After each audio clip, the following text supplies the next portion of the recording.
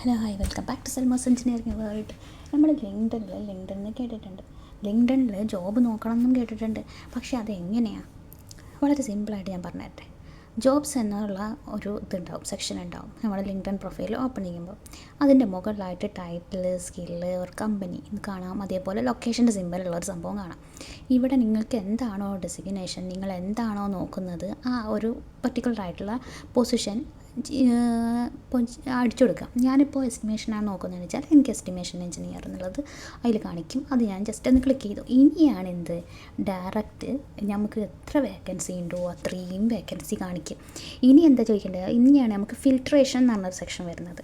നമ്മളിപ്പോൾ ഒരു particular location, ഇപ്പോൾ ഞാനിപ്പം ദുബായ് ആണെങ്കിൽ ദുബായ്, അല്ലെങ്കിൽ യുണൈറ്റഡ് അറബിലെ എമിറേറ്റ്സിലെ ഫുൾ എമിറേറ്റ്സ് നമ്മൾ നോക്കുന്നുണ്ടെങ്കിൽ just upload united Arab Emirates, അല്ലെങ്കിൽ ദുബായ്, അല്ലെങ്കിൽ അബുദാബി, അല്ലെങ്കിൽ അജ്മാൻ, എവിടെയാണോ നിങ്ങൾക്ക് വേണ്ടത് ആ ഒരു കൊടുക്കുക. പിന്നെ ഡേറ്റ് പോസ്റ്റ് ചിലപ്പോൾ പാസ്റ്റ് ഒരു മന്തിന് അങ്ങനെ ഒരു ഇത് വരും. അപ്പോൾ പ്രീവിയസ് മന്ത് പറയുമ്പോൾ നമുക്ക് അത്രയും ഓപ്പർച്യൂണിറ്റി കുറവാണ്, കാരണം അത്രയും ഇത് പോയിട്ടുണ്ടാവും.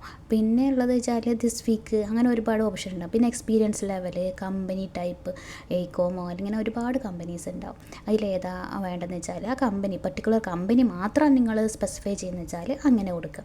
പിന്നെ ഉള്ളത് റിമോട്ടായിട്ടാണ്, ഏതാണോ വേണ്ടത് വെച്ചാൽ അത് കൊടുക്കുക. പിന്നെ ഈസി അപ്ലൈ എന്ന് പറയുന്ന സെക്ഷൻ എന്ന് പറയുന്നത്, ഇപ്പോൾ കമ്പനി പ്രൊഫൈൽ, ഇപ്പോൾ പാർസൺസ് ഒക്കെ ആണെങ്കിൽ കമ്പനി പ്രൊഫൈലിലോട്ടാണ് നമ്മൾ പോവുക. അവരുടെ വെബ്സൈറ്റിലോട്ട് പോയിട്ട് അവരെ കരിയർ പേജിലാണ് നമ്മളിത് ചെയ്യുന്നത്, ഇതാവുന്നത്, ജോബ് സെർച്ച് നടത്തുന്നത്. അപ്പോൾ അതല്ല, ഈസി അപ്ലൈ ആണെങ്കിൽ ഡയറക്റ്റ് നമ്മൾ ലിങ്ക്ഡൺ പ്രൊഫൈലായിരിക്കും അവിടെ പോവുക.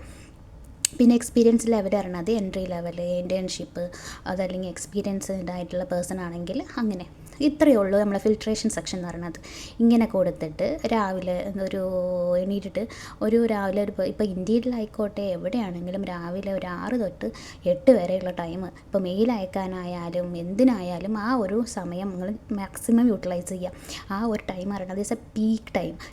എനിക്കായിക്കോട്ടെ എല്ലാവർക്കും എത്രയാണോ ഇൻ്റർവ്യൂ കിട്ടാനുള്ള പ്രോബബിലിറ്റി അത് വളരെ എൻഹാൻസ് ചെയ്യിപ്പിക്കും ആ ഒരു ടൈം എന്ന് പറയുന്നത്.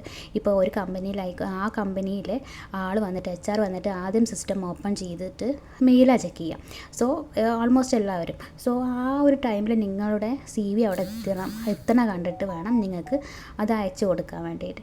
ഇത്രയേ ഉള്ളൂ. ഇത് ഞാനിപ്പോൾ ഒന്ന് ക്ലിയർ ആയിട്ടൊന്ന് ഐഡിയ തന്നതാണ് കേട്ടോ.